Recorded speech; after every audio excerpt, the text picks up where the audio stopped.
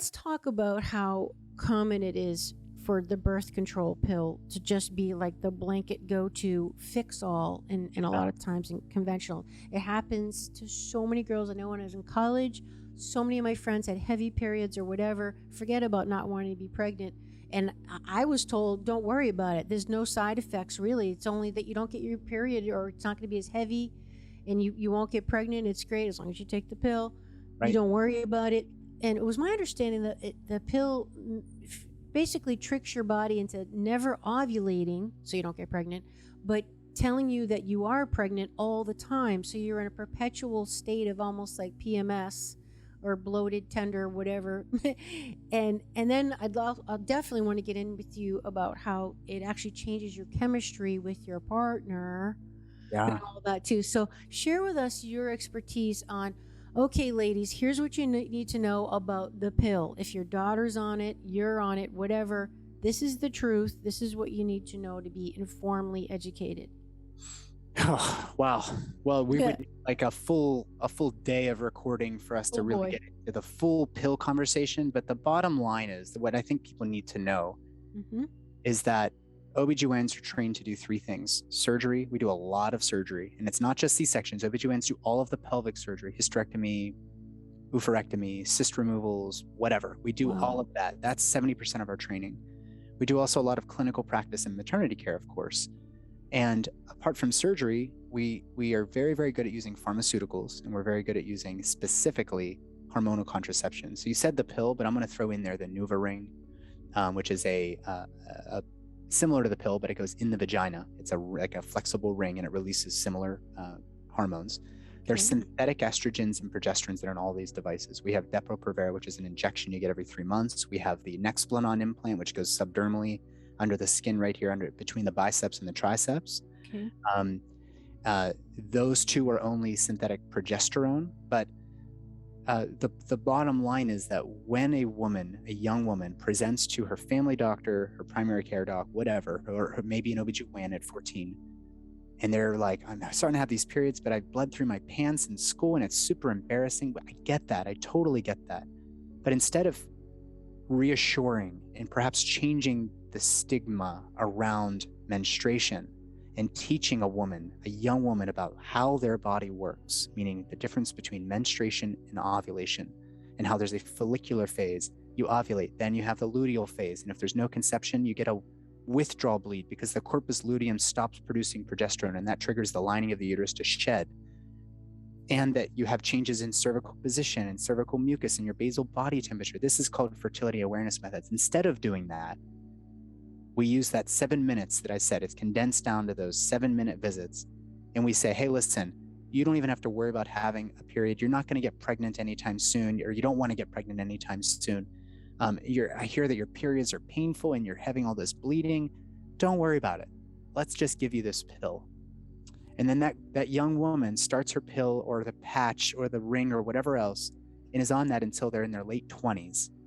And at this point, they've received 15 years maybe of synthetic hormones. They're made in a lab. These are not bioidentical. They are not, these are powerful, very toxic substances you've been putting into your body for 15 years.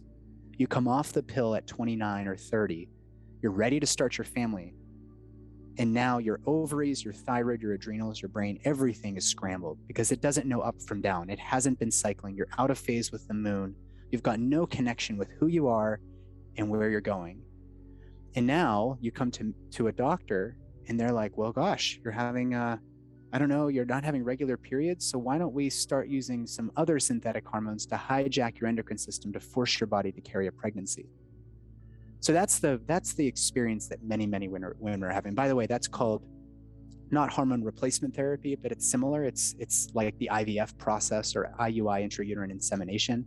So the issue that I have with this procedure is not that anybody, that nobody should do that. If your periods are that heavy and you're severely anemic, maybe a course of birth control would be helpful.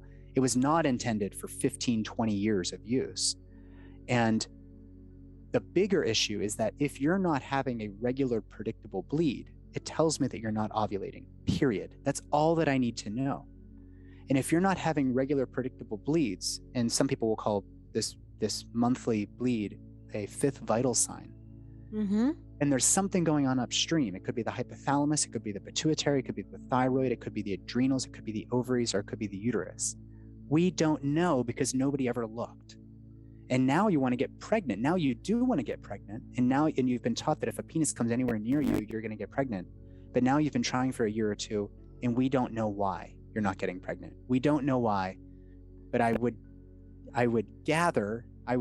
can conjecture that by loading you up with 15 years of toxic synthetic hormones has probably not helped. And nobody ever investigated what is going on with your endocrine system. So in my practice, what we have to do is we have to wind back the clock and go all the way back to that very first period. Tell me about how that was. No woman ever forgets the first period or the first year of this abnormal bleeding. And it's so confronting that you don't want to go to school. It's debilitating pain sometimes. Your body is just trying to figure out how to send enough of the hormones from the brain out into the bloodstream, down to the ovaries in a pulsatile fashion in order for you to have regular 21 to 35 day cycles. And so we have to consider, does the liver need a detoxification? Do we need to consider how these birth control pills have impacted your gut health? 70% of your immune system is in your guts. And if that microbiome within your intestinal tract falls out of alignment, which is a direct impact of birth control, by the way, it damages that careful the sort of sequence of cells lining the intestinal tract. They become damaged, stuff gets leaked through, you develop an autoimmune process, and lo and behold, you develop something like endometriosis or hypothyroidism, Hashimoto's hypothyroidism. You get adrenal insufficiencies due to this autoimmune processes. So this is all the stuff. You get eczema, psoriasis, your allergies are all out of whack. And it's all because we weren't thinking about the whole system of systems, like you said. And so without rambling any further, my problem with using birth control pills or these other methods as a replacement for investigating the upstream problem, you're just creating more issues for your patients or clients down the road. So instead of us using birth control long-term, maybe short-term, maybe like a month to get your bleeding under control so you're not ending up in the ER with chest palpitations or whatever. But over the long haul, we're doing more harm than good by putting synthetic hormones from an early age when a woman's brain hasn't even completed development. And the downstream consequences are mood disorders, severe depression, anxiety. We're getting skin issues, we're getting acne, we're getting weight gain, we're getting changes to your libido. Like a 21-year-old woman doesn't want to have sex. Are you kidding me? Like, that's not to say that every woman out there should be as horny as everybody else, but to not want to have sex when you're in college, to have no drive whatsoever, and not even to have any like vitality when you wake up, like you just feel like hell. Your hair isn't as curly as it used to be. Your skin's all, dry, and you can't have an orgasm. You've got no lubrication down there. Like, this is what we're doing to young women.